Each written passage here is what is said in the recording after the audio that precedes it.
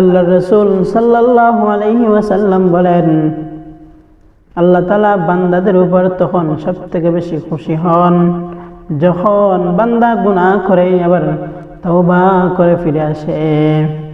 আল্লাহ তাআলা এমন খুশি হন যেমন খুশি হও তোমাদের মধ্যে কেউ যখন মরুভূমিতে উট নিয়ে চলাচল করো, হঠাৎ উটটি হারিয়ে যায় আর এই উটের মধ্যে তার খানি ছিল, পানীয় ছিল, কিন্তু ব্যক্তি পেরেশান হয়ে বিশ্রাম নিতেছে, এমন সময় দেখে ওই ব্যক্তির উট চলে এসেছে।